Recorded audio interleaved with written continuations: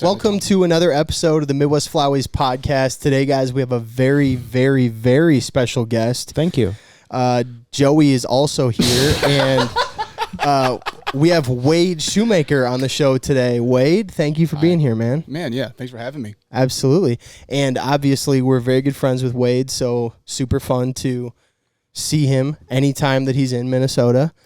And by the way, this podcast is brought to you guys by First Light. We do have some cool news. First Light is going to be coming out with some of their waterfowl products for sale. You can get them on July 24th. That is going to be the hard launch date for their waterfowl products. So go ahead to their website, July 24th. Don't forget it, firstlight.com. All the stuff that me and Joey have tried last year and we've been trying on. You guys are going to love it, so go check it out. I think you'll like it a lot. I think so too. Carter, you want to intro us? Yep.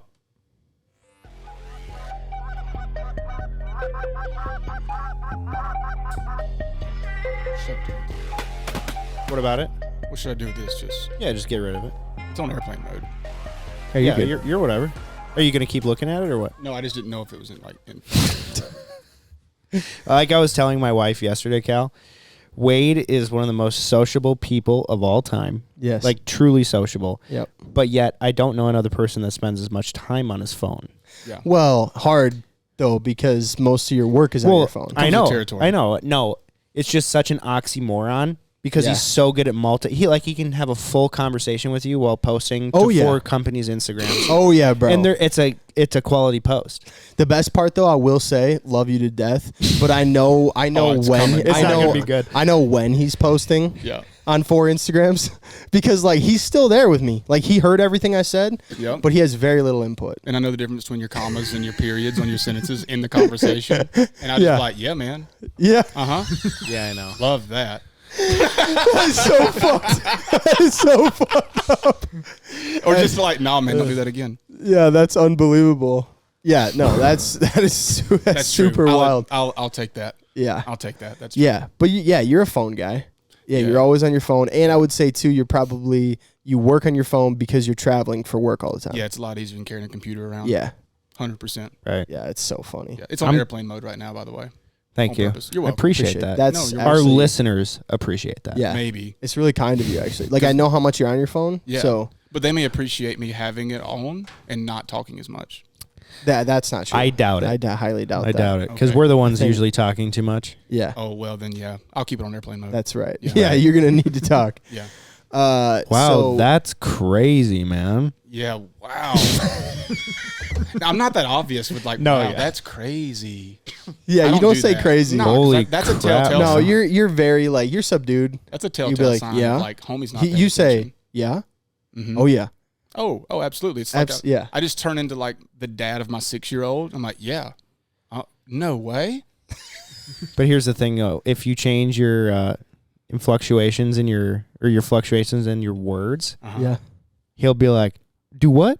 Yeah. Do what? Yeah. Do No, what? Wait a second. Wait a second. Did I just miss something? Yeah. Do what? Do what? Do what? That blows my mind how much you say that. I don't know why. Like, and the thing is, you say it, and it's not even a scenario where do what makes sense. I have no idea what it means. I'll be like, well, he said he was going to be doing, or he said he was going to do that, or he told me that this or that, and you'll be like, do what? I don't even know what that means, or where I heard it. It just all of a sudden was like, do what? I'm not even going to lie to you. Like the whole, like when I first met you and you started saying that, I was like, I don't even know what the fuck that means. So here's what's really deer duck. Yeah, deer duck. Yeah, deer duck. Oh, we was hunting ducks.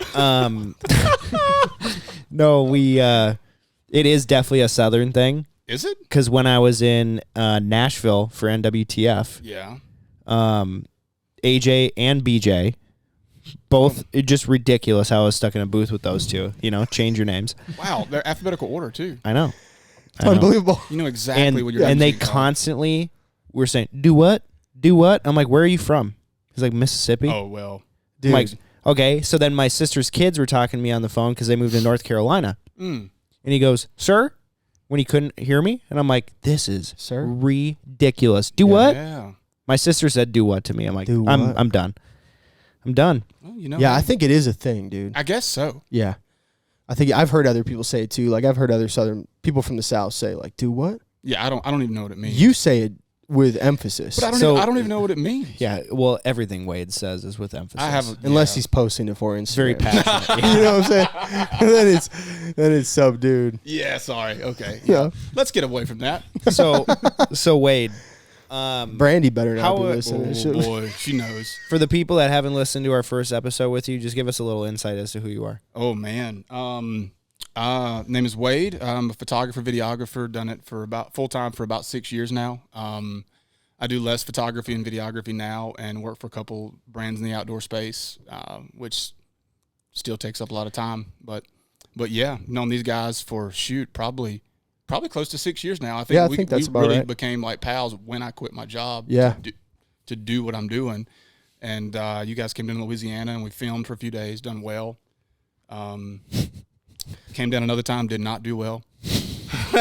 Yeah. No, that's pretty much it. I mean, I'm married since 2011. Wife, Brandy, she's been there way longer than she should be. You hear that? You hear that, she's ladies? taking care. He is taken. Yeah. So don't be sliding in them DMs. She's apparently fooled or something because she's still here. So I've got a couple boys. One's 4. He just turned 4 back in April. I've got one that's 6. He'll be 7 in August, and wouldn't have it any other way. Both eat up with anything that I do, which includes the hunting side of things. And what about the camera? Yeah. Like, are they into the camera thing at all? It is. It's weird. Like Drake, we bought him a little camera years ago. He loved it, and he likes to have mine. Like, and we can get into it later. But like, took him to Kansas on a turkey hunt. I definitely want to talk about that. We can, and like, I wanted to take his photo by the tree. Like, we had it set up, and maybe some of you seen the photo, but like, I took his photo, and he was like, I want to take a photo with you, Dad. And I was like, all right, cool.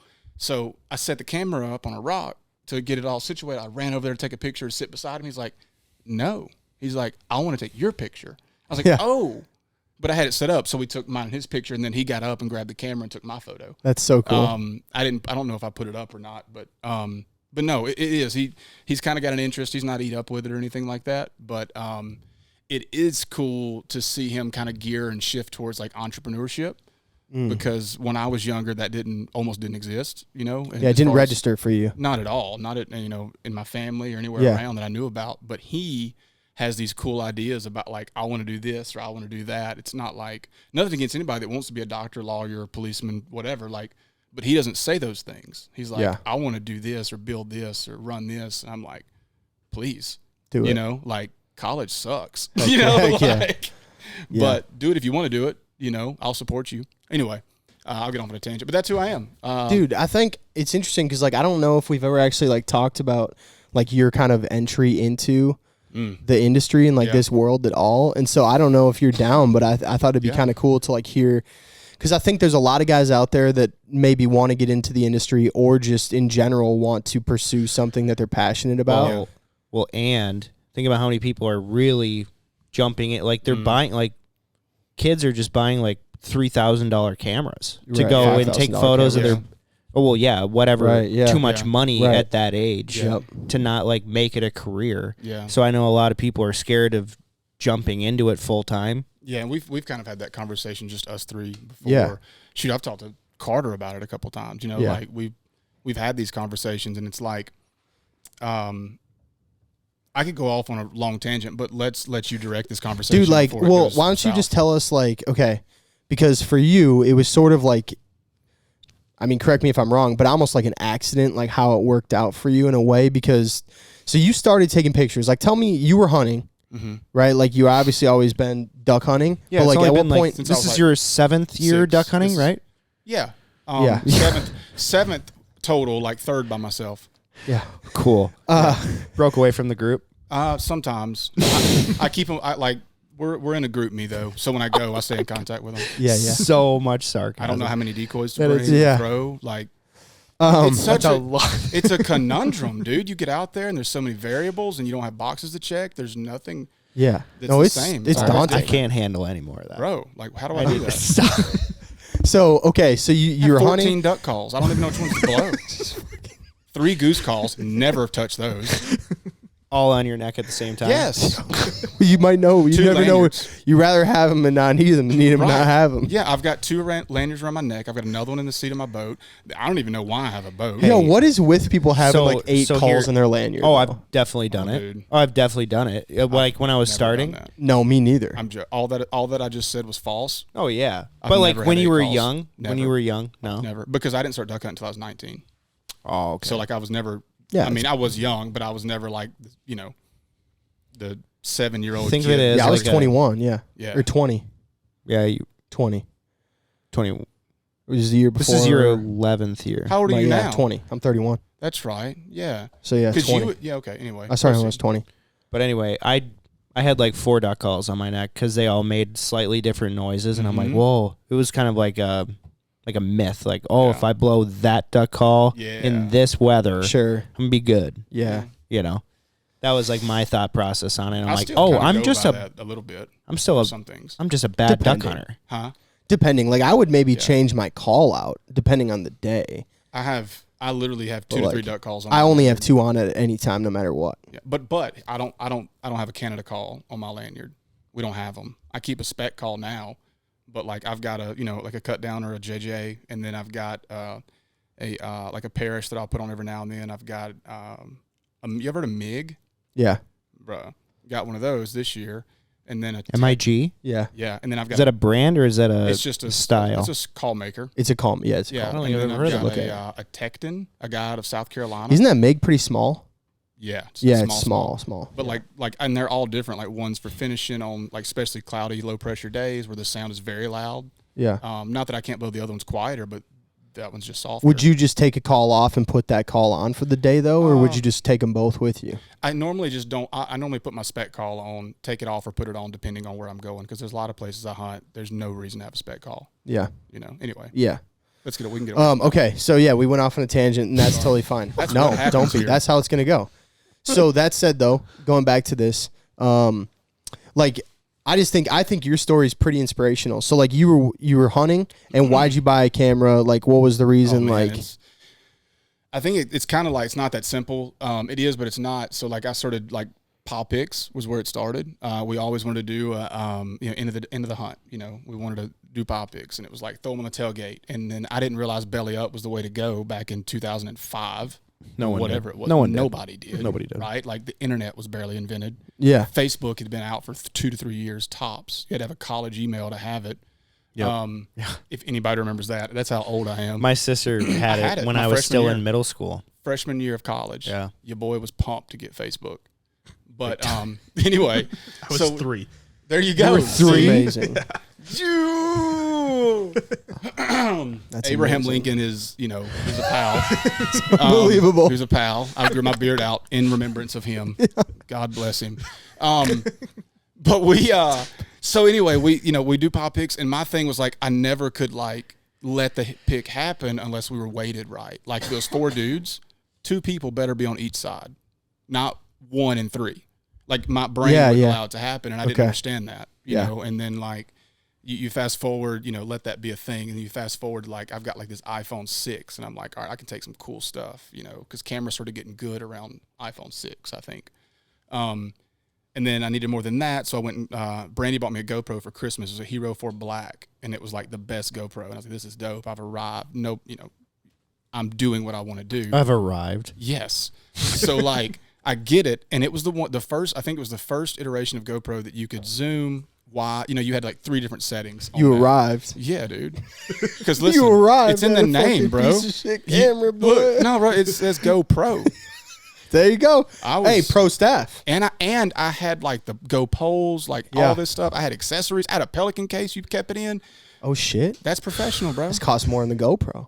No, the GoPro was like $400 plus back then, dude. Like it was expensive. Yeah. So Back when it was like crazy. that back you when could it was even buy new, Yeah. like you still had to blow into your games to let them play in your Nintendo. There you so go. we, No big deal, dude. I mean, Yeah. I'm telling you. So anyway, I had it, and I was like, "This will work," And I realized quick it wasn't. I had not arrived, and my buddies had I had a lot of buddies that had cameras, and they were really good at what they did. And I had a friend that had a Nikon, and he was like, "Bro, if you want it." Fast forward, My buddy out of Oklahoma is like, wow, I can't not see that. That was awesome. But my buddy's like, hey, I have a camera. I know you want one. Try this out if you like it. Pay me for it. If you don't, send it back. Yeah. So he sent it in. I bought the camera from him. Like the next day, I was like, where do I send the money? Yeah. And then it really escalated. I drowned that camera. I blame my buddies. It turns out I kicked the tripod over on the first hunt, opening day of season that year in November. Mad at my buddies. Pick it up. I'm ready to go home when I figure out my camera's ruined. Toast. And I realized that's when I wanted to do it. And that was just picking up the camera. So that's like the process of like, Pile Pick, iPhone to, or Razor, Motorola Razor to iPhone to GoPro. Old Motorola Razor, not the new one. Boy, I had the first Razor. Yeah, same. That's what I'm saying. First that was the coolest shit ever. And then the Crazer come out. I don't know if y'all remember that. I remember it. It was chameleon colored. Wild. And, and the thing was about that, you committed to chameleon color every day of your life. That's it. But here's the thing about chameleon color. Changes. True. Put it in a different light. You get a different phone. True. Period. Anyway. Anyway. Escalated, and then that's how I got into the camera side. You of had things. the chameleon, huh? No, I didn't have a Crazer. Okay. I had a Razor, silver one. That's how I ended up with the camera. And then you go fast forward to the other thing. Like, I just did not like where I was at work-wise. What were you doing? I worked at the railroad when I decided to quit and do this full time. Yeah. And I'd been there for 3 years, and we were on our fourth GM. Okay. And I was like, this is not good.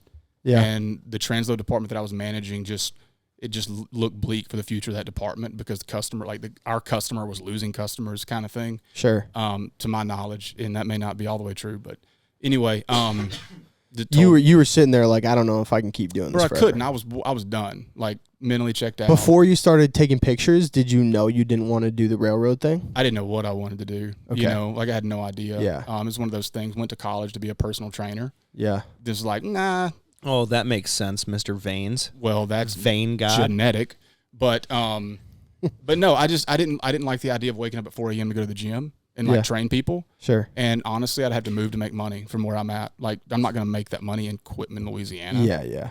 Not a whole lot of fitness in that town, or well, there's not enough people in the town to pay the bills. Yeah. Like, even if there was a lot of fitness in the town, there's not enough people. Yeah, everyone in that town could be doing fitness, and Wade wouldn't pay. I'm still struggling, dude. But no, and that's the the long-winded version. I think I never have a good story because how'd you do it? And I'm I really don't know. Okay, so you were taking these pictures though, and you were posting on Instagram. Yeah. Did you start to make that a thing? Like you were Wade Shoemaker, photographer, kind of? No, I like to take pictures. I never like to take the title of photographer professional because I looked at, there were a lot of people way better than I am, and I still look at it that way. It's hard for me to say I'm a professional anything because I still don't see myself that way. But then they're like, well, you're getting paid. And I'm like, yeah, but there's a lot of people who get paid to do really crappy jobs, For sure. And I just, it's weird saying that because it feels like it's well, you're just trying to be humble. Well, I'm not trying to be that's just in my makeup. It's right. It's really hard. Like a pro baseball player, right? That's a professional. Yeah. Is a minor league guy a professional? I don't think so. I think if that's how they make money. I think that they are. Right. But you are. That's what I'm saying. You are a professional baseball player. So are you a professional or are you a amateur? Well, I mean, because if that's the case, then a high school or college ball player is an amateur. I think what Joey said, it is probably more so once you start getting paid, if that's your living, right? But a minor league ball player is getting paid anywhere from $10,000 to $20,000 a year. Yeah, no, I wouldn't. It depends. It depends. Yeah, that's what I'm saying. AAA guys probably. I mean, if you're I only go to work and play baseball, okay. So maybe it's you're a pro amateur at minor, right? Sports. You got to work because you have pro am golf. You are a photographer though. Yeah, I would say that. Yeah. Yeah, I mean, I would say that now for sure. So at this point though, so you're working that job and you hate it, and are you the railroad? Yeah. Yeah, you're working at the railroad and with a passion. At what point though were you I'm going to be a photographer or I want to try and do photography and social media and some of this marketing stuff instead? So I won a photo contest. So let's talk about that. Very large one called Diverge. Yep. Diverge, hashtag Diverge 5 actually. Yeah, because Diverge, I think I'll say this too. Diverge, when it first came out, way cool. Was so cool. And it was totally different from anything else that a lot of us had seen, I think. It was. And Sick at Diverge contest was sick. Yes. Prizes were awesome. Yeah. A lot of opportunity from it. So I'd say that's okay, the pivot. So you took a picture and people voted for it. You won it. Yeah, that was the pivot. You went to Bozeman? Yeah, it got picked as top 10. Then the fans chose the winner. Yeah. And I won the waterfowl category. And then I went to Bozeman. I was up there. I took a buddy of mine. And, dude, we went up there and hung out. And I had a call from the railroad while I was there about a meeting we had to hurry up and get on. And I'm off for a week. And I told them, like, don't call me. And they called me, we have to have a meeting right now. So I had to sit in the hotel room and take a 1-hour call that had no business being on. And who went with you? Wes Morrison. He's out of Oklahoma. Yeah. He's a friend of mine. He's the guy I bought the camera from. I know who Wes is. Yeah, you know Wes. So, like, really good friend of mine. And we went, dude. And after that phone call, I hung the phone up. I looked at Wes. I said, I'm quitting when I go home. I said, I'm done. He goes, what? Because I was already talking about it. I said, that's sealed the deal. Went home, dude.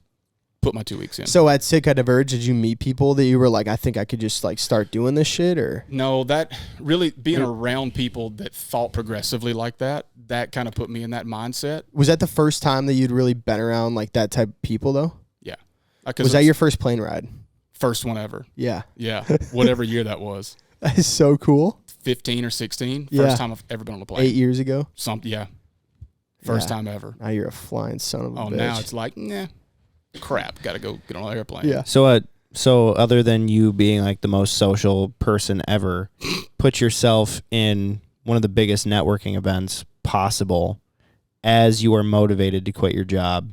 Oh yeah, and be like, you know what? I think I can do this. Yeah. Yeah, and I didn't let other people know that it was going to happen. You know, like I didn't tell people there. I think for me, I went on the notion of like I know people. I've talked to a lot of people. I've shaken hands. I went with like no plan except my network. Like, I'm just going to use my network and try to get work, period. And then 2 weeks later, a buddy named Brooke Richard called me. He works for Higdon. Yeah. And they needed somebody to film their show with them. They needed an extra camera dude. So I helped them film whatever season of Higdon Outdoors that was. Yep. I remember talking to you while you were there. Yeah. So did that. And then on the very last stop is where I ended up in Texas at Dry Creek. That's where I took photos for fun in between videoing, gave them to Russ, the guy that owns the place. We all know Russ. And, he called me like a month later. He's like, hey, do you want to photograph a turkey hunt? If it goes well, I'll hire you for some other stuff. And I've been there for now, since then. Yeah, 7 years. Yeah, like that's family now. Yeah. You know? So, yeah, that's kind of how it went. The easiest answer is doors open and I walked through them. Like, there's no other explanation, dude. Like, yeah. You were hungry, though. Very. Still am. That's the problem. For sure. Yeah, that's the problem. That's why I'm on my phone all the time. Yeah. Because it's like, you know what? If I'm not doing it, somebody is. For sure. I better stay moving. So with your, I'm sorry. No, you go ahead, bro. So like your network that you keep talking about, yeah, especially for like anyone in the industry, honestly, it doesn't matter how long or short term you've been in. Like you are seriously one of the most connected, connected, just. Yeah, I don't know. I don't get it well, for starters, everyone loves you, but then like we love you a lot. No, I love you. We can talk about this later. You don't have to talk about it right now. We don't have to talk about it right now. We'll talk about it later. I told you not to whisper at me. Sorry. No, but like, all these guys who want to jump into photography, right? Yeah. Like watching you in the last 6-7 years is incredible, where it's just like be personable, hone your craft, and network. Yeah. It's just plain and simple. You have to be where people are. Yeah, I would say your network is your greatest advantage, dude. I'll tell people that. I had a call a guy on the phone yesterday with you, and me and you were headed to here. And it was just like, I can't emphasize more on your network. Like, there's people that are way better than me doing what I do, like, that could do way better than me. I don't know them, and other people don't know them. But the reason that I'm doing what I'm doing and they're not is because you're hungry. And they just haven't met the right person to put them in that position. Not only that, but like you emphasize relationships. I do. And like, dude, important. I'll tell you, like that, it's everything. Yes. Unless you are like a lawyer or whatever, and even then, probably it's even more so. Yeah, and politicians and lawyers and whatever. But like, dude, your relationship with people and how you treat them and how they view you, it is everything. Dude. It is, and that's so. Recycled Rhetoric is the business that I started like kind of like my thing, and minus the name, like. The tagline for my business is relationships over ration. Yeah. And like relationships over rations, because for me, like the people are way more important than what you can get out of them. I mean, of course there's got to be something exchanged or everybody would go broke, right? Like there's got to be that. But if you prioritize the relationship, the things that come with it are just lagniappe, right? Like that's the win. But the people are what makes things happen, So, yeah, I mean, and I think that's the reason we've become so close, because we all understand that, and we focused on the relationship between each other and not like, you know, what can we get out of each other? Like, hey, you want to come hunt and we'll film? Absolutely. Let's have a good time. Yeah. You know, we weren't sitting here trying to figure out how to get more views or likes or whatever. We were hanging out to have a good time and get to know each other. And now, what is it, like 8 years ago is when that happened? Yeah. 7 or 8 7 years ago, something like that, yeah. You come to Louisiana, have one good hunt, freeze your tail off for 2 days because you underestimated Louisiana cold. Still the coldest I've ever been. Unbelievable, actually. Yeah, it's only like 26 degrees. Yeah. 23. So, yeah. like, but I'm saying, like, it went from that to this, and like now, like, you know, I'm up here like hanging out, playing with Joey's baby girl, and like, you know, had dinner with, you know, I was fifth wheeling it with you guys. Oh, we are last night. close friends. Yes. Yeah, no, we are very Yes. close friends. Yeah. That's what close. I'm saying. Some would say too close. Can't be too close. Got to leave enough for you, me, and Jesus. Make sure there's enough room for a Bible. Yep. It's true. Mm-hmm. Yeah, it's pretty crazy. I think in terms of just like social media, it's obviously how you use it too, and that's the Absolutely. relationships that count. Yep. I would say it's been crazy to just watch the trajectory, you know, in general. And another thing too, though, is like, I think motivated, hungry people are attracted to and want to be around motivated, hungry people. Yep. You know, Birds of a feather flock together. So if you're hanging out with losers, you're going to become a loser. But that if is you're hanging out with that's the truth. If you're hanging out with entrepreneurial minds, you're constantly talking about that. Like, literally, one of my favorite quotes is, "Average people talk about people. Yeah, I know where this is going. Good people talk about ideas, and then great people talk about." I don't know. I literally said this today to another dude. I've read it before. Do you know it, Carter? No. You've never heard it? Could somebody Google Clearly. it? I'll look it up right now. So I'll look it up. I literally botched the same exact saying today, Joey, to somebody, which is crazy that you just brought it up. But it's so true, dude. Yeah. Here, as we... Great minds discuss ideas. Average minds discuss events. Small minds discuss people. Right. Yep. That's right. Yeah, so I would say, like, that is very infectious. Like, when we... I mean, even the very beginning, like, the conversations we had, it was very much more... Like, I personally believe, right? Like, if whatever you want, like, go and get it. Yeah. If you want something, go and get it. Like, if you want to be in the industry, go and get it. Yep. You know what I mean? Like, you're going to have to be hungrier than everyone else out there. I'll promise you. Yeah. Well, it's like, you know? But don't, Wade at Diverge, right? He's on the verge of quitting his job, and he's around that type of person at that event, and he's like, you know what? I can do this. Yeah, I'm going to do it. Yeah. The atmosphere definitely helped. Yeah. Another thing, too, that you're great at, Wade, but, like, people will take you as seriously as you take yourself. Mm-hmm. And I mean that from both ways. Yeah. If you take yourself too seriously, then they won't want to be around you. Mm-mm. But if you don't respect yourself or take yourself seriously enough to walk into any conversation and make them feel comfortable with you, they'll feel the same way. Yeah, and you're really good at that too. Yeah. You know, you can walk in and talk to, I mean, that's for the three of us, I think. Yeah. I think we just know to stay in our lane. Yeah. You know, and a lot of that, like talking about being hungry, I think something to really note about, it's like hungry, because it's a very generic, it's a buzzword. Everybody uses it, hungry and hustle and all this junk. But it's like, I think something people need to understand is like, you can be hungry all you want, but the main thing is just don't worry about what the other person's eating. Just worry about your plate. You know what I'm saying? Yeah, for sure. Don't worry about what's going on around you. Like, obviously you got to be aware, but if you keep looking at people around you and you keep thinking, well, they're doing this, so I should do this, and yada, yada, yada, like, you're going to end up being a crappy version of them, you know? And you need to focus on yourself and make sure that you're pouring into what you're doing and investing into your goals. Yeah, 100%. I want to get back to this. We do need to do an ad read. So this podcast is also brought to you guys by SoundGear.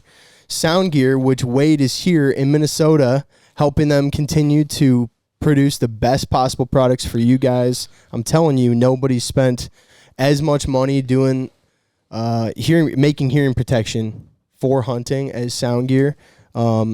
It's not comparable. There's other products out there, but spend the money right now and just save yourself the trouble of wondering if it's worth continuing to lose your hearing or fumble with foam earplugs. It's the worst. Yeah. So just spend the money and invest in something that you can have for a long time. If your ears change or anything, you can get them remolded. It's a no-brainer. Yeah.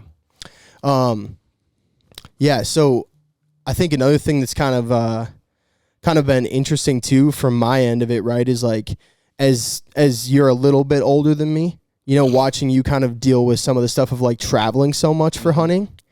And I wanted to kind of bring that up, man, because I know it's something that's like, it's a real part of your life. Mm-hmm. And so like, how do you legitimately like balance it? And like, what is it how hard is it? Man, it's kind of one of those things. Like I'm a nomad at heart. Like I like to go. I guess born for leaving is kind of a thing.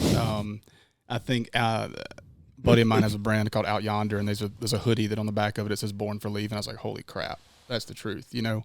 It's like I really hate to leave. Just like, don't tell your wife that. No, I tell her all the time. Like I was born to leave, babe. Born to leave, babe. Better buckle up. Gonna get wild. Man, she better at least you're leaving doing this shit. That's what I'm saying, you know. Yeah. But at the end of the day, it's like I hate leaving. Like when I left this past time, like Drake and Gage, like don't leave. You know, they get it. They're used to it now. But it's just like every time, dude. It like just like gut punches when you leave, right? And I don't. I've been there for some of the tough ones. Yeah, man. And I don't want to walk out the door, but I do it. And then when I leave, I'm like, hell yeah, this is gonna be a good time. You know, like it just my brain focuses. And then like right now, like when we get done with this and we head back to the hotel, I'm done with Minnesota. Yeah, I love. Minnesota's one of my favorite places now because of you guys and like the dots that have connected through that. But like when I leave here, I'm done. Yeah, like for sure. I'm ready for that plane to land in Monroe and me to get in my truck and go. Yeah. Do you think there's anyone that lives in Quitman that flies more than you? Oh yeah. You think so? Absolutely. In Quitman? Yeah, I think so, man. Yeah. Quitman's small, but like I mean, people travel for work small. now. People do. Yeah. I don't think I fly more. I think I do more than most people. Yeah. Just because of the fact that I never stop. You know, most people have a 9 to 5. And they check out. But like my cousin, he travels way more than I do, way more. Yeah. And he lives 6 minutes from my house. Yeah, I wanted to circle back if you're okay with it too on the like you talked about not worrying about what other people are eating around you. Yeah. And one thing that I think is super important that I just realize more and more the older I get, like, dude, your happiness, it can only come from you. Mm-hmm. Right. And so like the reality of it too is like whatever you're looking around at, like materialistic, whatever it is that other people have, more money, nicer cars, like whatever, dude, like you will not be happy if you're like trying to compare yourself to anybody else's scenario, their wife, their girlfriend, their kids, you know, anything, dude. Like, yeah. Come on, Dr. No, Phil. it's crazy though, and man. here's the thing, and when you make it to where they are and you have more than they do, you're still not happy because you don't know anything other than comparing yourself. Yeah. And now you're alone because you've compared yourself so long, you know, and you just alienated yourself because you've tried to beat everybody around you. So all that said, so if somebody was like in your position working at the railroad right now, like looking back on yourself, right? Yeah. What would you say to somebody, or like what would be your advice for people that, especially if they want to get into like the hunting industry, which we can go into that too, but man, like just quitting and doing what they love, like just make damn sure that you're supposed to do it. Like, cause it's not for everybody. Yeah. It's not, dude. Like I didn't know I had it in me till I realized there was no option for failure. Right. That's what pushed me. Like I can't fail.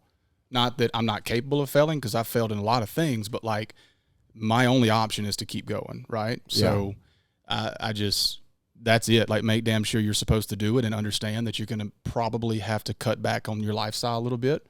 Like unlike me, who had to cut back a lot.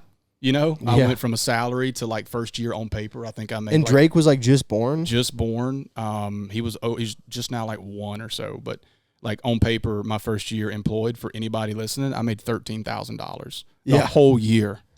Whole year, bro. Yep. I'm married. I just took we lived in a double wide and 2 acres when we got married.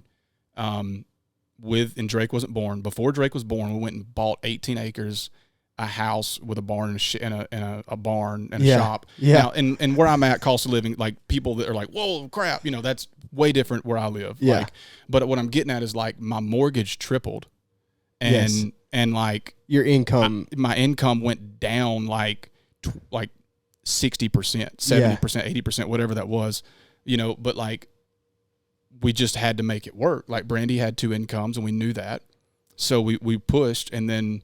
I was like, there's no way I can look back now. Like, it's keep your head down, go. Don't worry about anybody else, because guess what? If you worry about somebody else, you're probably going to slip and just crash. Yeah.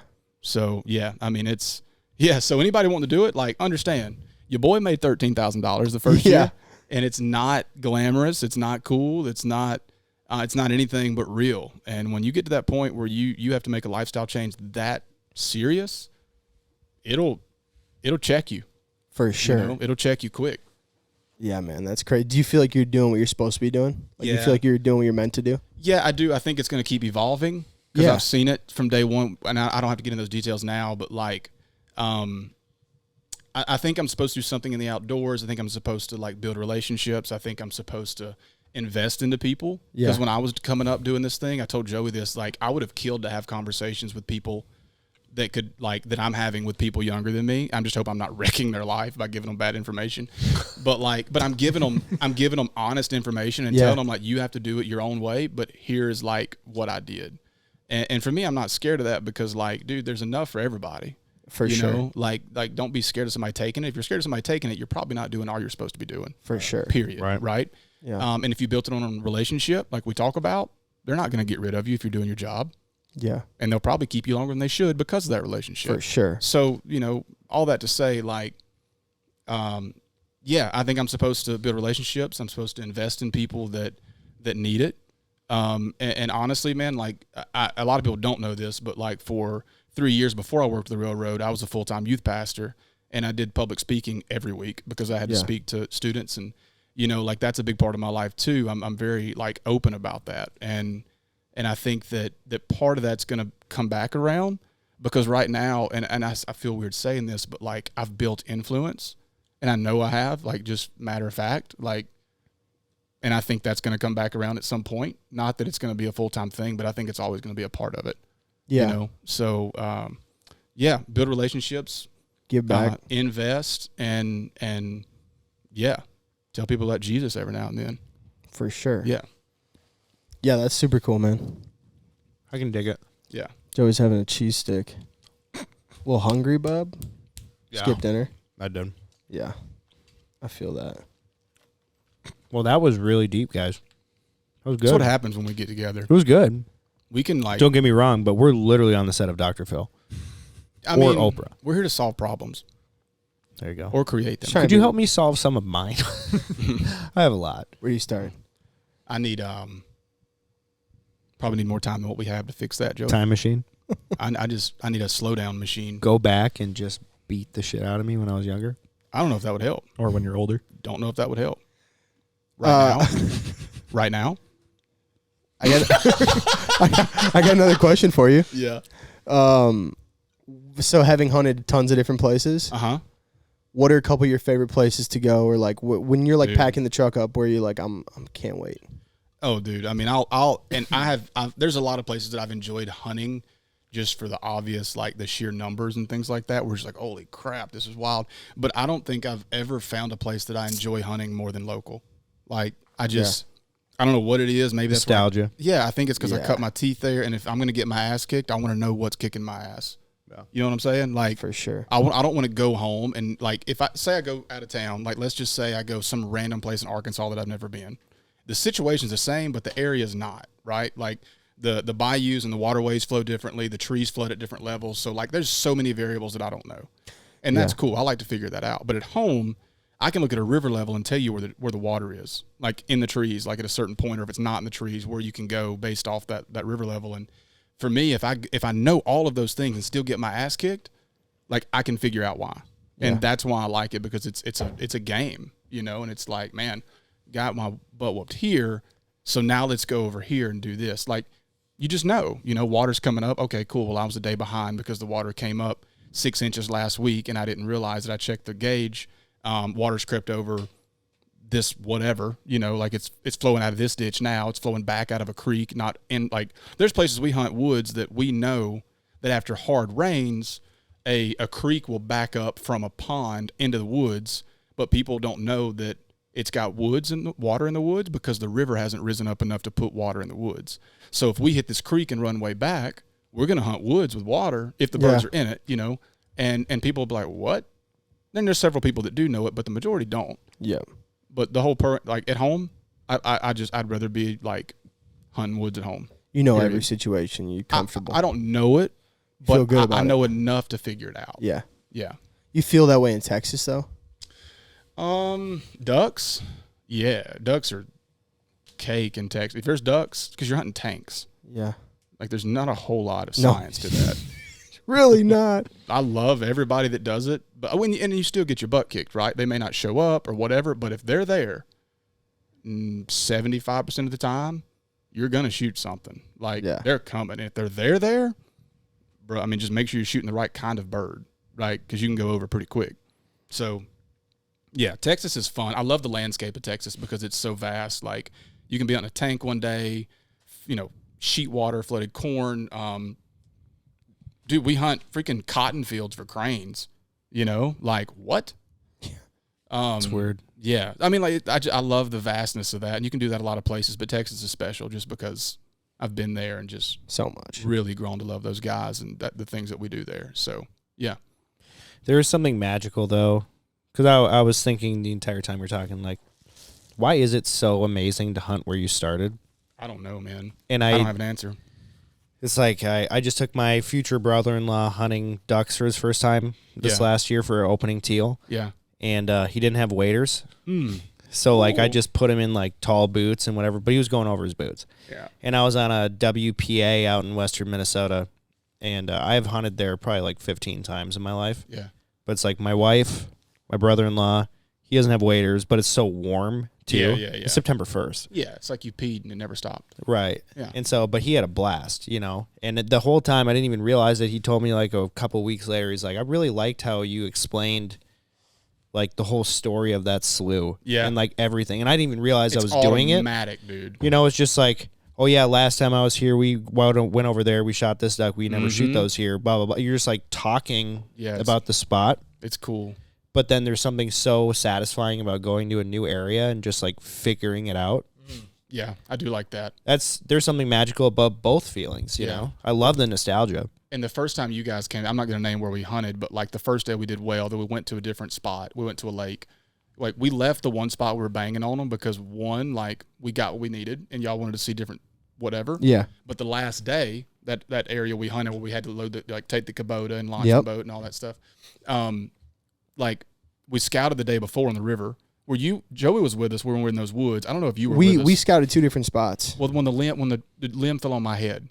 I was there. I was not. I was with Jeff and Shaq. That was the day I was we were scouting. That's right. That was me and Connor. Hogs. Yeah. Yeah. So, like, we both got bonked by the limb. Yeah, that was a big one, dude. Like, I saw stars for a second. It was tough. No, you scared me. You're like, dude, are you okay? Yeah. I'm like, why are you asking me so many times that I'm okay? Because I was checking. Am I just like this? That's my initial reaction when wild stuff happens. I'm like, are y'all okay? Because I'm alive. What's the wildest thing that's happened? Like, on a hunt? Sure. Oh, man, I don't know. Shaquita. That was a wild situation. That wasn't wild, though. Like, that was just him being him, which is wild. But, like, the situation, I don't know, man. Like, I got stuck one time. My body was sinking. Yeah. I don't know if that is crazy. Like quicksand? Like very, very soupy mud. Wasn't quicksand. Close to where we hunted that last day that I'm talking about. How'd you get out of there? Bradley. Y'all didn't meet Bradley. He's a friend of mine. It was me and Cody. Y'all know Cody. Yep. And we were scouting. Rode a folder way back on a trail, and there was a very, very shallow water. We were trying to cross it. To go look over a levee and see what was in, like, the area. Well, I stepped and I got, I stunk down to, like, my shin, and it's like, I can do that. And the next step was my knee, and I'm like, I ain't no punk. I made another step, and I made another step, and the only thing that stopped me was my crotch. And I was like, oh, well, not going anywhere, and I'm there. Like, I'm trying to get out and wiggle, and I'm going to, like, back to like old shows my dad used to watch. Indiana Jones, yeah. No, like older than that, like some quicksand, like Technicolor type looking stuff, Yeah, like, oh, don't move, it's quicksand, So, yes, so it's kind of. But I thought I didn't know. Where's my whip? I would have needed it. Pull yourself out with a whip. Well, so what happened is we're looking at a four wheeler and we're like, the winch, I'm like, no, don't hook a winch up to me. If I wrap that around my waist and you try to pull it out, what if you leave my other half in here? Yeah, that's for real. Rip me. I mean, I was rib cage deep, and we're like, call the game warden. There's no cell service, of course. And anyway, Bradley, we call him Yeti. Like, he's a big dude, and he just makes it. sound or whatever. What's the sound? Chewbacca sound. He makes that sound. Sounds just like him. Homeboy pulls up a tree by the roots, like one of them like loose root systems, throws it to me. And, it, I grab it. And what happened is I pushed the root system down in front of me, and it pushed the mud away from me, so the suction come off. And I just pulled myself up with the tree, and I literally, like, rolled and crawled my way out of that thing. Wow, that's crazy. Yeah. Yeah, see? All right, next conversation. That's what that means. No.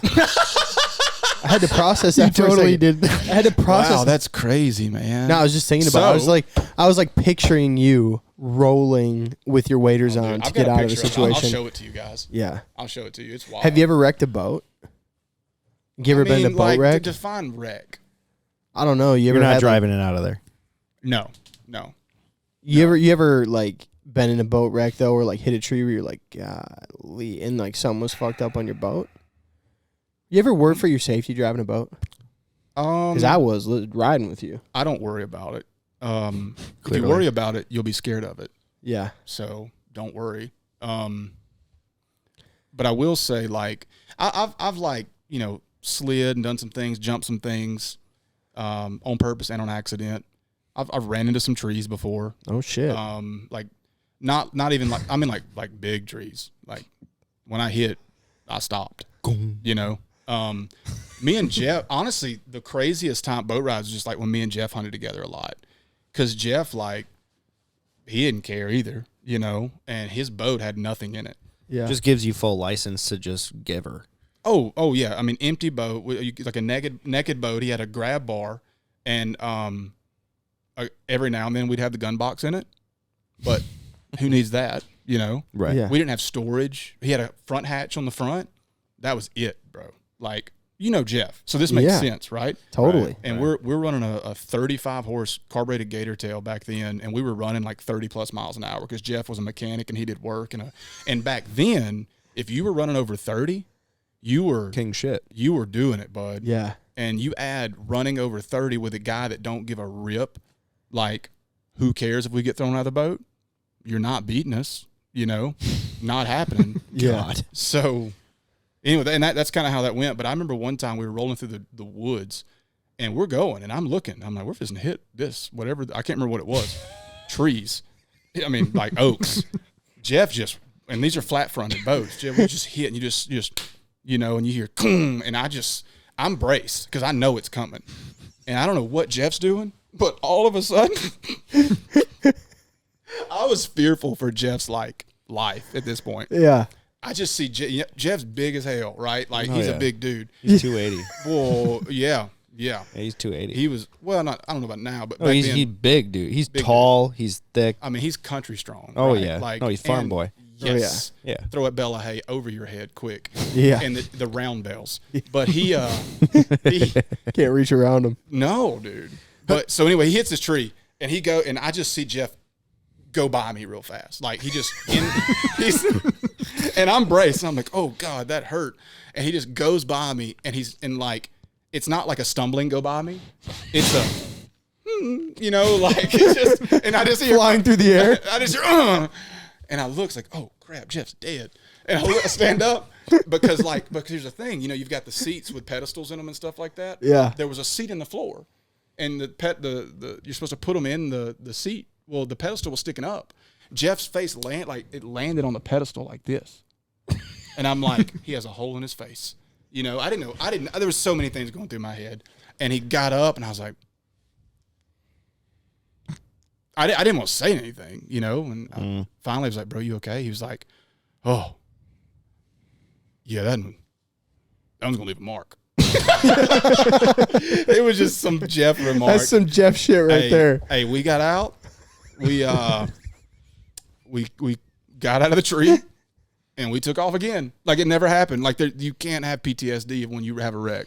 You can't, dude. You got to forget it and roll on and have another one, Dude, speaking of wrecks, you want to tell us about getting destroyed in Oklahoma? Or was it Oklahoma? It was Nebraska. Yeah. Hold up real quick. Guys, this episode of the podcast is brought to you by Onyx. Wade uses Onyx. We all use Onyx.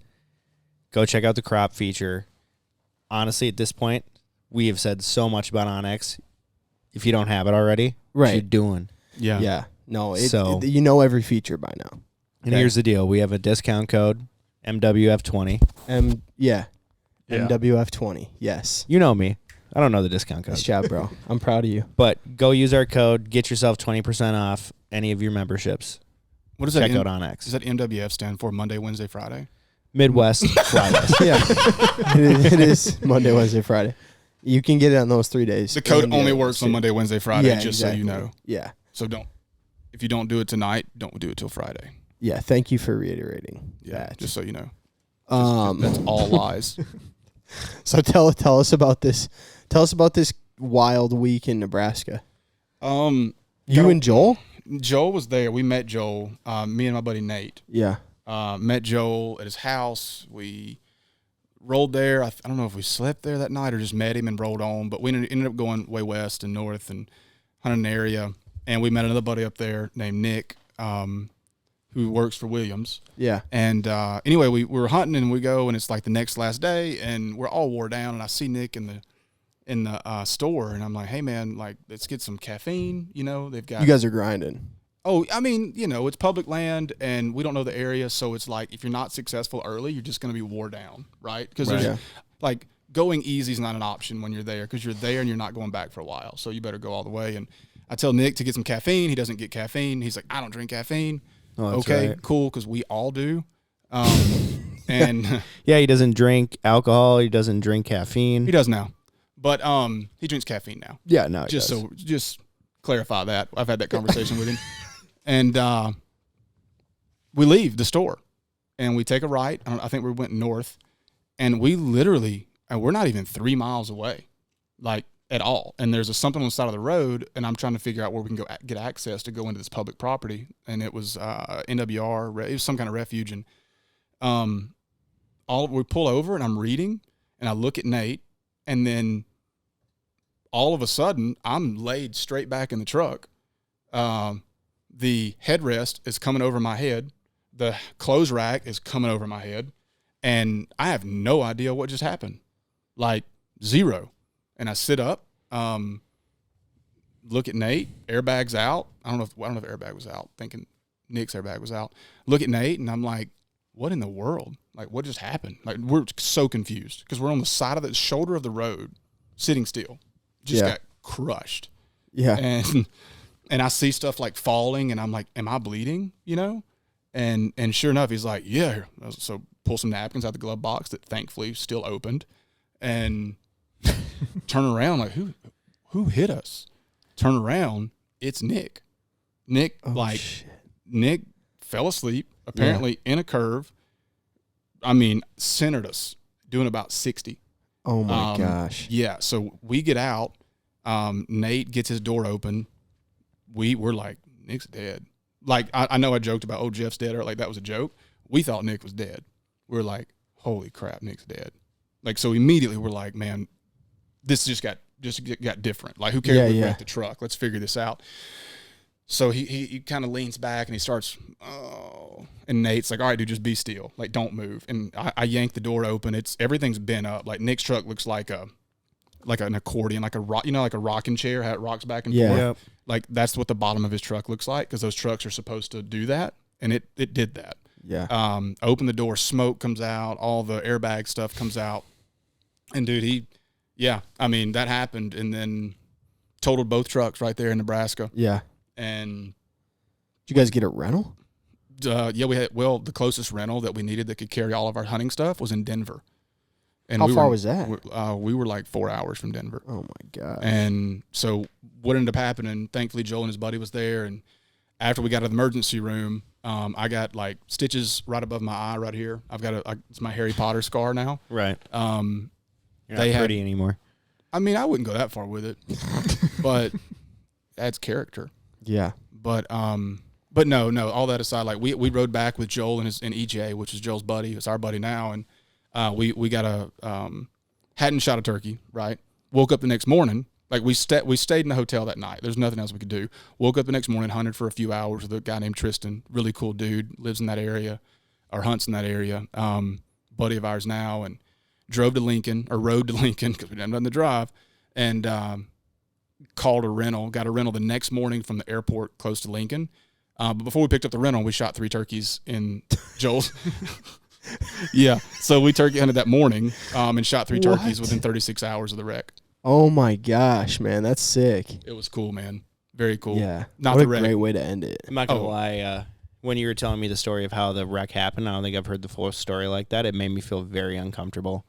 Because think about how many times you're driving, you're distracted, and it can happen like that. Quick, 100%. bro. It just made me feel like shit. Yep. Hearing that story. Ugh. Yeah, dude. In like hindsight, it's like, hate that it happened.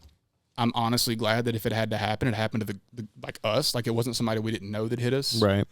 You know, I hate it was Nick, but like it's like, man, I'd rather him, if he's gonna hit somebody, I'd rather him hit us. Right. Like I could have went bad, you know, but we really all understand bad. it happens. Like it's a thing, and everybody walked away okay. You know, there's a few things like that I'm still kind of like working through, like physically, that I'm trying to get straightened out. But like it worked out in the end. Well, did you hear what happened to Jaden Kale? Yeah, I did. You hear about that, Cal? Like a Yeah, ATV I wreck. did, man. Like, I don't know the details. I know it was an ATV accident that Yeah, it happened was an like ATV early accident. morning hours, like 2 or 3 a.m. or something. All I know, man, is when your brain swells Not and your good. cranium is like, when your brain swells and it can't get bigger, like it's fine if it can get as big as it's going to get and then it'll come back down again. But your skull keeps it in there. So that's what kills a lot of people when they get brain injuries is because they have to remove a part of their skull. Yeah. And it sounds like he was almost at that point. He went home like 4 days later or something. He's, Thank he's God. recovering. Yeah, he's Jaden is? Jaden. Thank Yeah. God, man. Yeah, I mean, But it's like, still, dude, yeah, it's just like scary. that. So fast. Jaden's like another good dude that's good at what he does. Yeah, and he is. hungry and like just a great guy. So like when I saw that that hurt to see. It's that. pretty crazy. So Yeah. say a prayer for sure. Yeah, say a Jaden, prayer guys. for Jaden. Yeah, please. He's a good dude Yeah. and good at what he does. Man, that's a wild deal. So you obviously were hunting turkeys in Nebraska, and then you went turkey hunting. Did you go more than one spot? No, man. I mean, Just Kansas. we didn't go to Kansas. Oh, no. So me and Nate went to Florida and got our butts kicked in Florida. Oh, really? But we went way late in the year. Like we shouldn't have even made the trip, honestly. Did you plan to go that late, or it just kind of worked out? Just to like, the only days that worked. sure. You know, and Nate, even I'll give Nate credit. He's like, man, it's kind of late to go, you know. And we should have just either went to a different spot or we should have just not went. Yeah. You know, and we went to South Carolina and hunted some private property and heard birds, but didn't even see a bird until the last day, and they hung up at like 100 yards. Went home, whatever. Yeah, I just enjoy going. Yeah. I don't. Turkeys are kind of whatever. Nate's a great dude. Yeah, Nate's fun. We have a good time So every fun. time. But then Kansas, I took Drake to Kansas. I didn't even bring a gun until the very, very last day on the hunt. And Yeah, you took your son out. yeah, and that's a whole thing. That could be a long story, but basically I took him and he was pumped. I checked him out of school. He had no idea he was going. Really? Yeah. No give idea. us the so, story. I talked to Brandy about it a while back, and I asked her, I said, would it be okay if I took him? She said, yeah. I said, can I check him out of school? She goes, yeah. I said, but don't tell him. You know, and that's when it was like, what? So I did was you like, pack for him? She packed for him. Like, Okay. I can pack my clothes well. Yeah. I'm not real good. I know what he needs to pack, but like as far as like the intangibles of stuff like that, like that's her. She knows Sure. that, and she'll put them in bags. It's like labeled per day. You know. Sure. Yeah. Yeah. Yeah. So like Mary Poppins type stuff. Hell yeah. So Just a great I wife. have no idea where Mary Poppins come from, but anyway, like so I go and I talk to I tell her, and I talk to the guys in Kansas, my buddy Kyle, and kind of getting it together, and we're hanging out, and shoot, dude, like, yeah. So I go check him out, and I show up, and his teacher's like, "Hey, your dad's here to check you out." And he's like, "No, I'm not checking out today," because we didn't tell him. Yeah. He was like, "No, I'm not checking out," and I can hear him because like it's right around the corner of the office. Yeah, because it's the way his school's set up. Like it's just the way the office is. And she goes, "No, yeah, your dad's here to check you out," you know. And the lady, they're dope at his school. Like I love them. And she was like, "Oh, I'll just sign him out. You go ahead. You know, I know y'all got something to do." And I was like, "Well, no, I want to do it." She's like, "Okay, you know, weird, cool, whatever. Here's your paper." And I was like, "All right, cool." I done filled out most of it. And I told Drake, I said, "Hey, I need you to write this for me." And I said, "I don't know what's the right reason for leaving." He's like, "Well, what do you want me to write?" And I said, Drake said, "I don't know what do you want me to write?" He's like, "What do I write?" And I said, I said, "Kansas." And he said, "Kansas." And he spelled it out. And I said, "Turkey." He said, turkey? And he's still like just writing, you know, and I said, hunt. And he went to write the H and he goes, for real? Yeah, dude. That is so cool. Yeah, dude. And like, it was just a cool thing. He kind of, I said, yeah, dude. He's like, me? I'm going or something. I got the video. He's like, me? And I'm like, yeah, bro, me and you. He was like, when? I was like, right now. He goes, right now? You know, like freaking out. And I was like, but we got to call your mom and let her know. He was like, oh yeah. And he, you know, I don't know if we ever even told him that Brandy knew. Like, I just like, yeah, I told your mom we're going. And he called her and she was like, what? You know? Yeah. He had no idea she'd already packed his bags. You know? Yeah. So I just told, anyway, we had such a great time. We went up there. The whole thing was, I'm trying to look at something real quick so I don't get this wrong. But the whole deal was we were going to hunt for 3 days, try to shoot him a bird.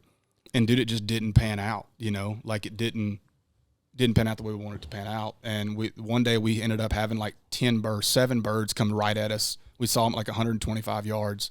They come down a hill, jump through a fence, come straight to us at about 40 yards. All 7 are toms, 6+ inch beards, 7+ inch beards. And they're just at 40, and I won't let Drake shoot because he's never done anything like this before. And he's on a tripod. And I'm like, nah, man, you can't do that. And anyway, fast forward to the next day, we call an audible. And, dude, he shows up, and we get a call from our buddy, and he's like, we're staying at Shannon's house. I don't know if I said Shannon earlier, but Kyle and Shannon, and we're staying at his house, and he's like, we got birds across the road.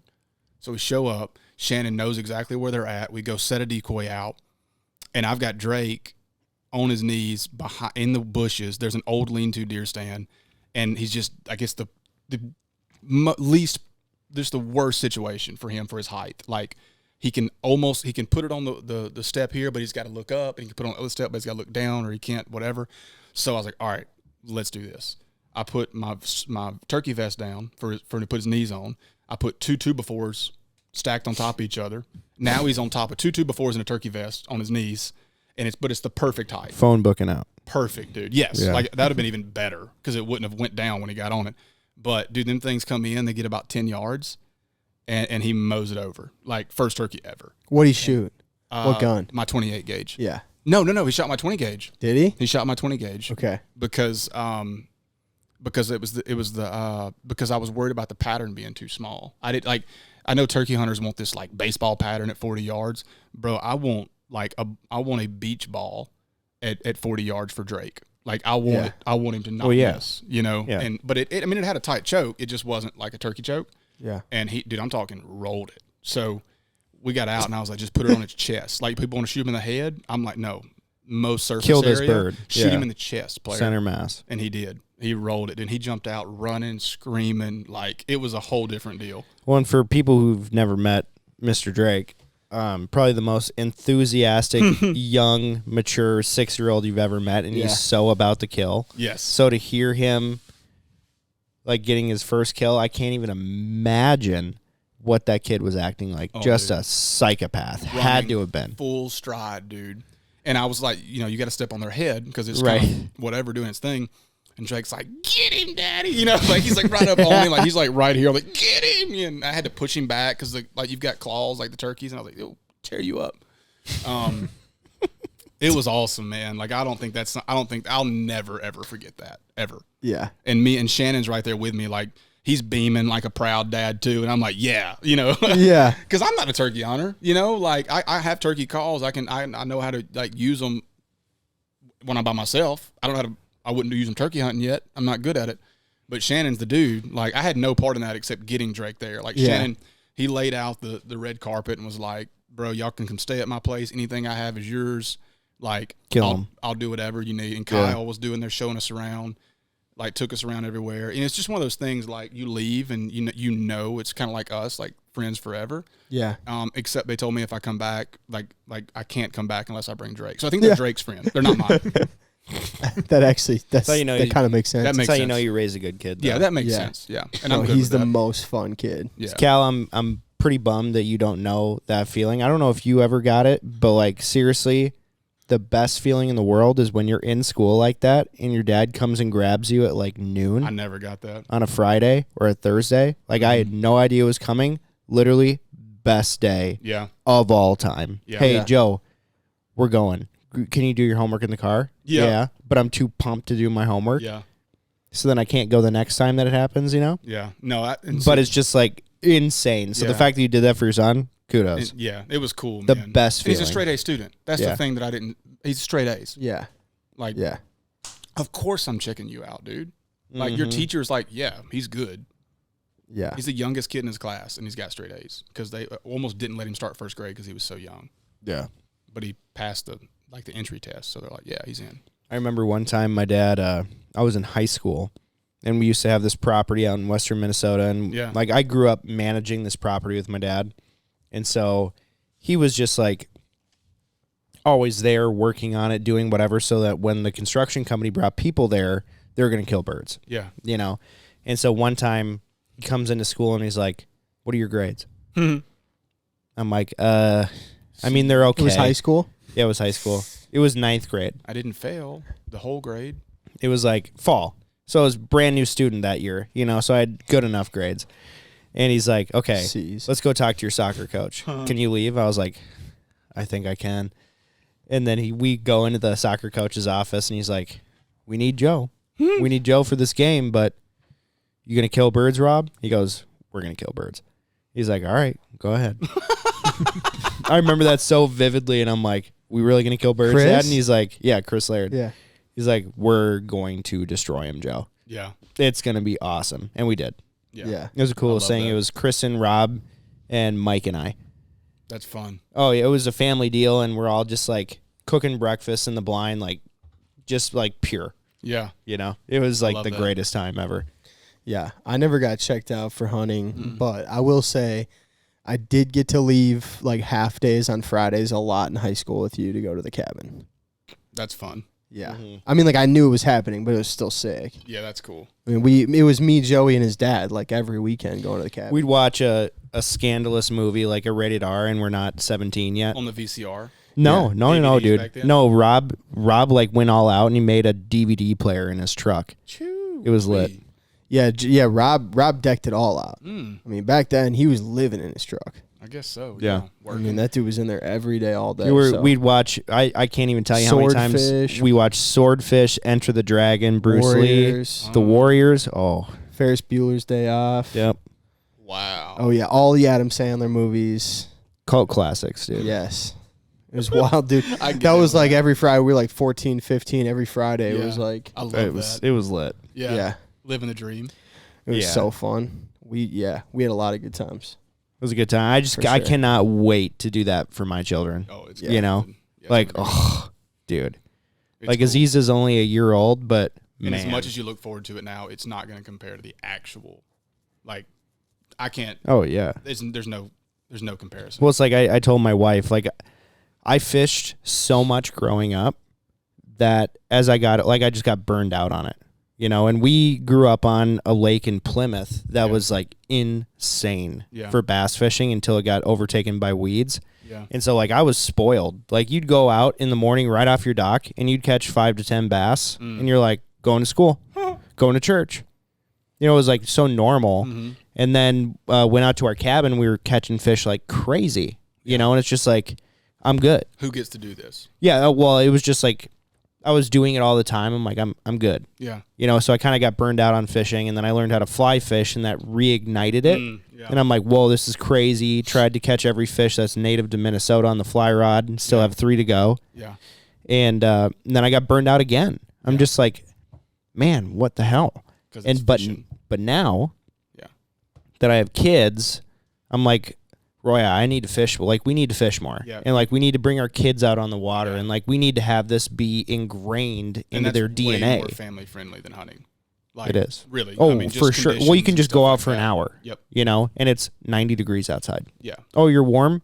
Dunk. Yep, exactly. Yeah. You know, here. You know how to swim yet? Well, you're going to learn. Oh, well. Figure it out. You know? So, but, like, that's my thing is like I'm thinking about my family. It's like, what can I do for my family where it's not a burden on my wife? I'm not gone for 3 days. Yeah. You know, but it's like we're the land of 10,000 lakes in Minnesota here. Don't mind the picture falling. We're the land of 10,000 lakes. Okay. It's a Tuesday night. We got 4 hours to kill. Let's go out to the lake. Let's go to one of the 10,000. Yeah. You know? I mean, there is literally a lake. If you live in Minnesota, you live by a lake. Yeah. You're within 15 minutes. Maybe not even. Right. Yeah. No, that real. checks out. For sure. Yeah, that's pretty crazy. Guys, this podcast is brought to you by Migra Ammunitions. Let me tell you something about Migra. Most consistent load we've ever shot, and it's the patented stack load. So you have so many more BBs on target, touching geese out at 70 yards. The stuff that's is wild, though. The stuff is unbelievable. Yeah, you might have a magic way with the Migra, though, like touching. I am. I wouldn't 20 suggest shooting them at 70. Yeah, because I saw Joey shoot a bird with a 20 gauge gun at 70 yards, a goose. Which was crazy, but it'll do it. I just wouldn't say that's not the goal. You whispered to it, to the ammo. I mean, very creepy. But for real though, the most consistent ammo we've shot. Go to migraammunitions.com to learn more about the stacked load, the authentic stacked load. They got some cool stuff coming out this year, don't they, Wade? Yeah. I've got some pretty cool graphics that we've got in the works. I think I've showed you guys. A couple people have seen it. I've leaked a couple out, but it's some pretty cool stuff. Yeah, I'm excited about it, and there's just more. That's like the very beginning, like the tip of the spear. So it's gonna get interesting. Pumped. It's gonna get interesting. I'm pumped for sure. Oh, that's good stuff. Yeah. I was gonna ask you, Wade, when you like out hunting, especially in the woods or whatever, you ever see anything weird or think you saw something super weird?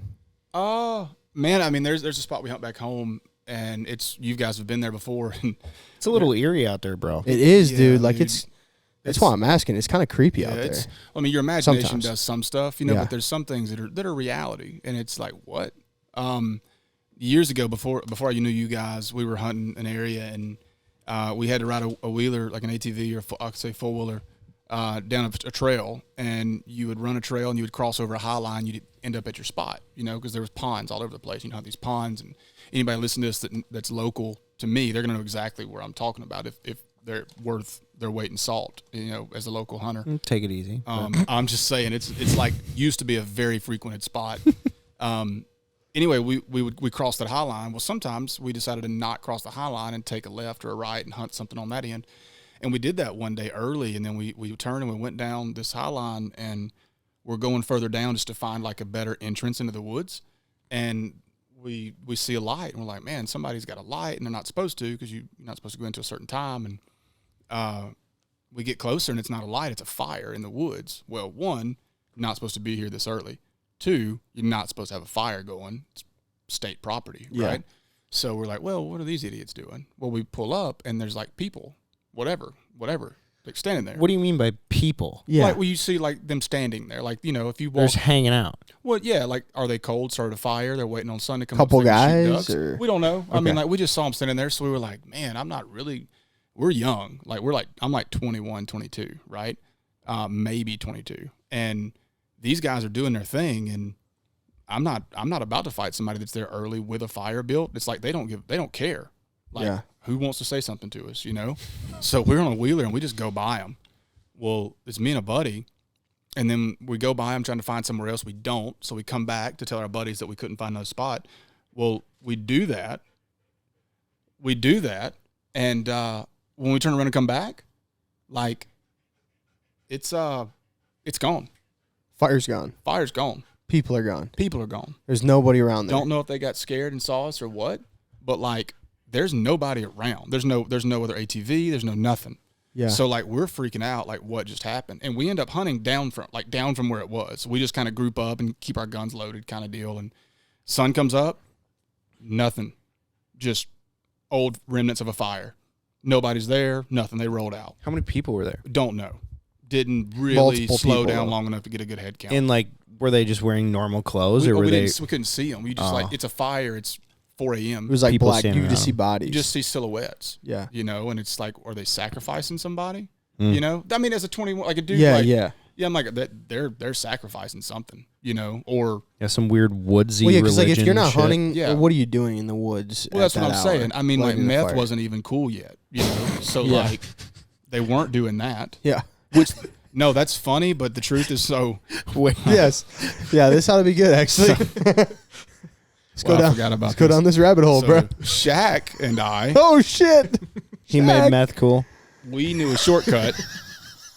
No, we knew a shortcut to a spot that we could beat everybody. People unloading boats, unloading wheelers, whatever. We could walk to it quicker than they could get to it by any kind of motorized vehicle. So we volunteered to be dropped off on this side of the refuge on pavement because it was the only way you could do it, and just walk in the pitch black. And we had to go by some sketchy scenery. And we get in the woods on the refuge, like on the WMA, because we're on pavement. We're walking by like driveways and stuff like that. And it sounds terrible, but it's really not. But when we get in the woods, we go through this trail and we see a light, like an actual light. And we go to it and like, man, what is that? Well, it's not a person. We get worried. We load our guns. We're like, we will shoot somebody if we have to. And long story short, we end up going through there, dude. And there's a literal like cooking situation going on here. Like, we thought at first it was like people making moonshine. No. That was meth. There was like a meth outdoor meth kitchen in the woods right beside these people's house at trailer. Like, it looked like a meth lab. Like, you just walk in, you just waiting on something to explode. Yikes. Wasn't a propane tank, So like, anyway, we walked. That was like the wildest thing. We walked like a mile and a half in. Or a mile in, but we had to walk past that. And like, for me, that was like one of the wildest, like probably not scariest, but like a scary thing of like, you don't know who's in the creek, like hoping you don't see them when you walk by. That's what's going through. Like, if they see us coming, and they jump in the creek, like if I'm just quiet, they won't see me, And then what if they jumped up out of the creek and was like Geronimo and me or something, Yeah, just straight Rambo'd you with a spear falling out of the tree. I don't have any PCP laying around. I'm dead. Right. They're going to whoop me. Yeah. You think if you had PCP, they'd let you go? No, I think I would survive longer. Yeah, for sure, dude. That's pretty wild. That's so trippy, dude. Yeah. And It's like cringy. maybe it's like a Southern deal. What, cooking like, meth? No, it just ain't like a Southern deal. that entire. I was about to say, bro, It's no. not. I've been around these parts a little bit. I know. It is here, too. No, it's definitely everywhere. But it's like oh, man, what if that guy jumped down in the creek and he's going to pop out of me? That would never happen up here. Why not? Like, no one's going in the water. Why? Nah, bro, like we don't have that much like backwoods shit, Let dude. me take this back. The creek was dry. Like, okay, you walk in a dry creek bed. No, I'm walking the road. Oh, yeah. I'm worried about them in the creek bed. All right. Yeah, I don't think that would happen here. No, it wouldn't. It really wouldn't. Maybe not. Probably because we're raised in that situation, like the woods. Yeah, why don't you go hang out in the creek bed? Yeah, it's well, dry. I used to when I was a kid. I would like have a drag net and pull up little like baby shrimp or whatever out of the creek bed and catch catfish. Yeah, we catch crawdads. Yeah, we catch crawfish, little baby, whatever. Catch crawfish, and we catch catfish with them. We are not the same. No, I mean that's obvious. Right. Right. Well, you look like a man and I look like a boy. So. Damn. Tomato. Right. Carter, you want to outro us quick? Yeah. Let's outro. Wade. What? Thanks for coming, man. Dude, thank you. This went well. I had a good time. Too much fun. Thank you for coming to Risa's Mexican restaurant here tonight. Yes. I really appreciate you coming. Absolutely. 2-for-1 margaritas. I did eat there this afternoon. Still slaps. House tequila, no Patron. Really? No, I didn't drink at lunch. You ate at Teresa's? Yeah, I ate at Teresa's today. It was pretty good. Wow. I do feel like there should be some chips and queso on the desk right now. Chips and salsa right now. And queso. Where that? Is that an ashtray right there? What is that? No, they're coasters. No, that's a candle. That's candle. That's candle. That's coasters. I thought that, but that should be full of yellow queso. White queso. White queso. Yeah. It's just our thing. Like, people come on and it's queso. It should. I'm down. Guys, go follow Just Wade take it Shoemaker on Instagram, TikTok, all the other social medias at Wade Shoemaker. On Instagram and at Wade Shoemaker 5 on TikTok. There you go. Yeah, slowly becoming more active there. There you Appreciate it. Be good. Yeah, man. we love your stuff. We love your guys. photos, videos, your face, your personality, everything about you. That's Don't cool. give up on your dreams, kids. But also understand that some of those dreams you may not want to start. So be sure you're ready for it. True. All right, thanks for listening, guys. Make sure to check out all of our content on the YouTube channel as well. And go subscribe to the Midwest Flyways podcast YouTube channel. That's brand new. So please go check it out. Leave a review. See you guys soon. One more thing really quick.